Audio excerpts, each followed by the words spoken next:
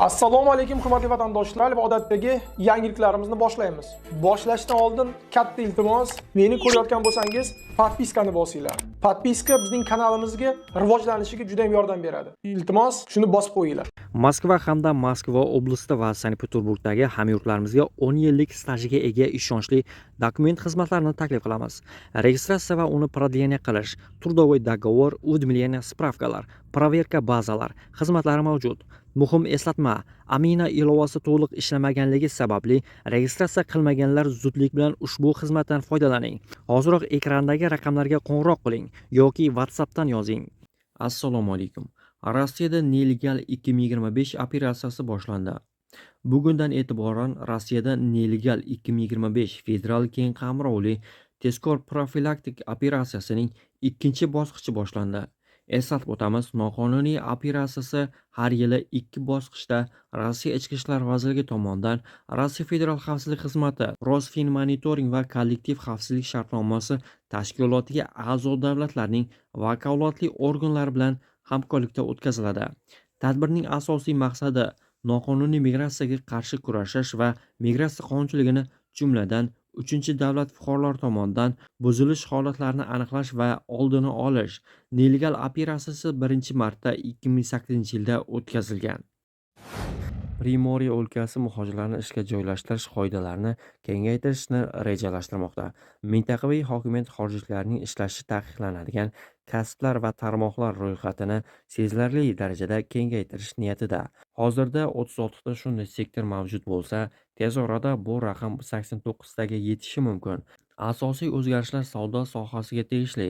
Loyihaga ko'ra xorijliklarga kitob, gazeta, yoqilg'i, bo'yoq, dori-darmon, suvenirlar, diniy buyumlar, musiqa va video yozuvlar, shuningdek qurol va o'q-dorilarni sotish taqiqlanadi. Bundan tashqari, muhojirlarga doimiy bo'lmagan joylarda bozorlar va ko'shklar va ko'cha savdo rastalarida chakana savdoni taqiqlash taklif qilinmoqda. Bu ko'plab migrantlar uchun asosiy daromad manbai bo'lgan kichik chakana savdo imkoniyatlarini cheklaydi. Farmon hozirda gubernator tomonidan imzolanmagan, biroq mahalliy nashrlar hujjat allaqachon tayyor bo'lganligini xabar qilmoqda. Agar tasdiqlansa, yangi qoidalar mintaqaning mehnat bozorini sezilarli darajada o'zgartiradi va chakana savdo va xizmat ko'rsatish sohalarida ishlaydigan ko'plab migrantlarga ta'sir qilishi mumkin. Andijondan Moskvaga to'g'ridan-to'g'ri parvoz qilsa bo'ladi. O'zbekiston Airways 28 oktyabrdan boshlab Andijon-Moskva-Andijon yo'nalishi bo'yicha muntazam aviaqatnovlarni yo'lga qo'yadi. Reyslar haftasiga 4 marta seshanba, chorshanba, payshanba va juma kunlari Vnukovo aeroportiga amalga oshiriladi. Chipta narxlari bir tomonga 2,40 million so'mdan, ikki tomonga 3,708 million so'mdan boshlanadi.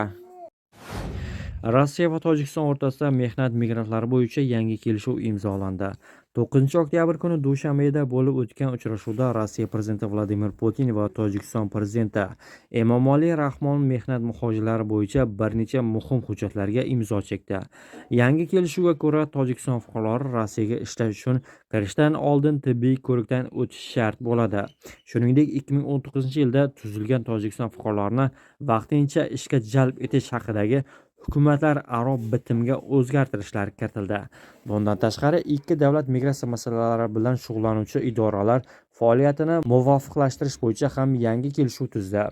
Putin muzokaralar paytida hozirda Rossiyada 1 milliondan ortiq tojikistonlik ishlab yurgani haqida gapirdi.